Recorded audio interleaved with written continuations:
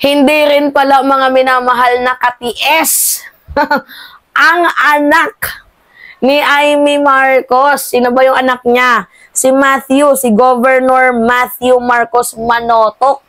Dito nga po sa patutsada ni Vice President Sara Duterte sa kanyang ina. Alam niyo mga minamahal, may mga times din naman talaga na naaawa ko dito kay Amy Marcos. But I know na may political strategy na ginagawa si Amy. Ang problema nga lang dito, sa kanyang political strategy, naapektuhan yung pangalan niya. Yung pagdikit-dikit niya sa mga Duterte, paglapit-lapit niya kila Sara Duterte, habang tinitira si PBBM, nakakaapekto naman talaga yun, mga minamahal, sa kanyang pangalan. So ngayon, yung pinaka-POV kasi dito, nung tinira ni Sara Duterte, ang kanyang ina, syempre walang anak, mga minamahal, ang gugustuhin lang na babuyin ng kanyang ina. Pero nagigets ko yung yung political strategy ni Amy to the point na 'di ba nanggaling na mismo sa bibig ni Sara Duterte na si Amy yung nagyaya sa kanya na tumakbo siya bilang vice-presidente ni PBBM. Sabi yan ni Sara Duterte.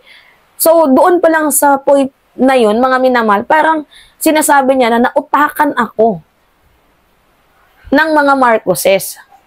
'Di ba? Nautakan ako nila PBBM.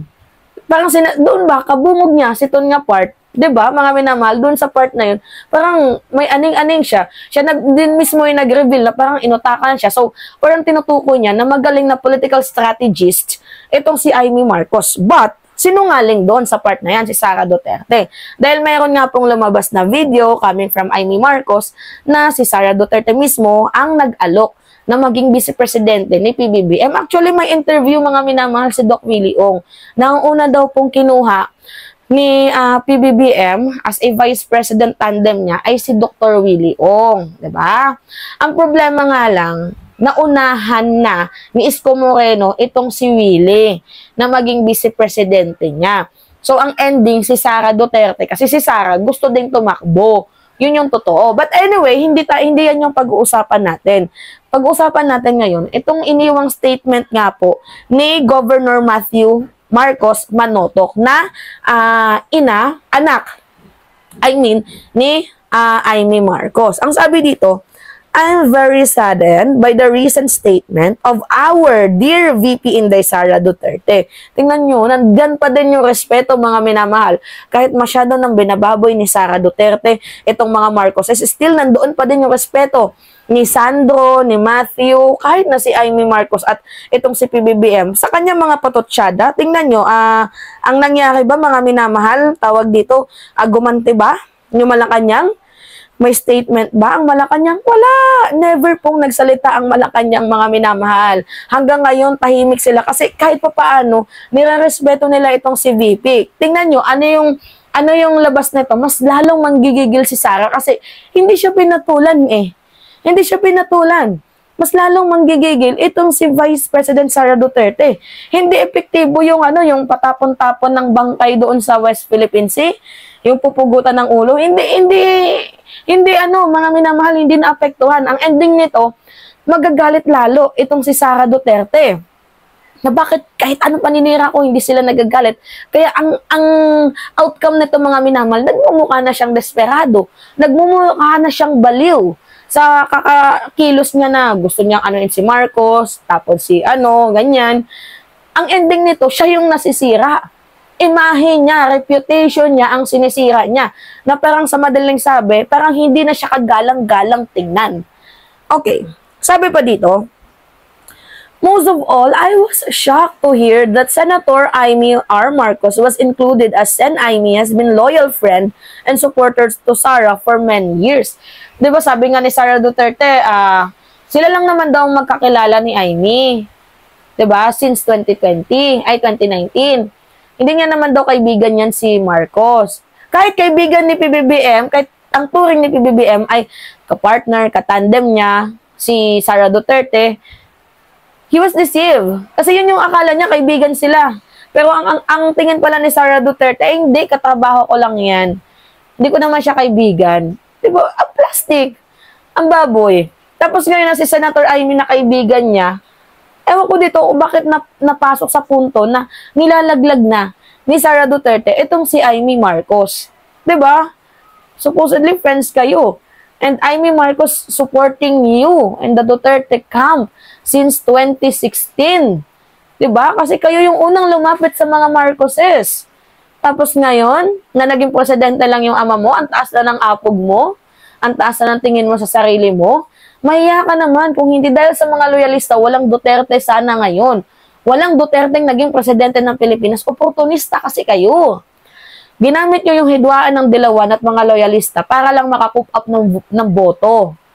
Diba? Anyway, sabi dito, it is very disheartening to see her marking things personal.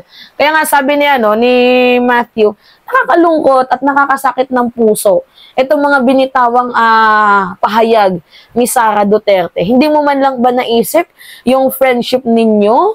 Parang tinapos mo na yung friendship ninyo nang dahil lang sa ganito. Actually, hindi lang yan mga minamahal yung unang beses na binastos ng mga Duterte si Amy. Natatandaan ninyo yung sinabi ni Baste? 'Di ba? Yung pambabastos niya din kay Amy Marcos, masyado kang chismosa. 'Di ba? So, ang daming times na binastos ng mga Duterte si Amy. Pero hindi ko din talaga mag-gets na bakit up to this moment si Amy Marcos ay parang higad, dikit na dikit sa mga Duterte. Kung yan yung political strategy mo, please Amy, know your boundaries. Kasi binababoy ka na. Habang ikaw tuwang-tuwa, okay lang yan sa'yo? Amy naman. So, we can take things personally and regardless of how we feel. Tama. Dapat ganun eh. Kahit gaano kami kagalit sa'yo, kahit gaano yung ginawa sa amin, hindi namin pinipersonal yung mga bagay-bagay. Tingnan nyo tong si Matthew Manotoc, yung anak ni Amy, may utak. Kaysa kay Sara Duterte, hindi pwedeng maging yung sasabihin mo, ay dahil galit siya, dahil pinosecute siya, kaya ganyan yung mga nasasabi niya. Hindi pwedeng maging rason yun. There are many ways para ilabas mo to show your anger. Hindi sa pamamagitan ng itatapon mo yung patay sa West Philippine Sea, beheaded, puputulan mo ng ulo itong ating presidente. Hindi pwede yun. Ang kinalabasan nito, para ka ng baliw sa pagiging desperado mo. So, sabi dito, we try to say and do the right thing, and most importantly, we prioritize you and your needs, since after all, we are public servants. See? Ano sabi ni Matthew? Since nung nanalo, pinrioritize ka namin lahat ng gusto mo, lahat ng needs mo. Ano pa ba yung gusto mo? 'Di ba? Pati ba naman sa Kaba ng Bayan, yung pangungurakot, gusto mo pa ding yan? Hindi pwede yan. 'Di ba? Klaro naman na we prioritize you. Yan yung sabi ni Matthew. We prioritize you since then. Ano pa ba yung inaamok mo? Yung sa presidential chopper, kahit hindi ka naman presidente, ilang beses na pinagamit sa'yo. Nag-thank you ka pa nga eh. Tapos ano na ngayon? Ano ba naman yan, VP? Hindi lang pangalan mo ang sinisira mo dito, kundi pangalan ng opisina ng Office of the Vice President. Kahit konting magkaroon ka naman ng kahihiyan.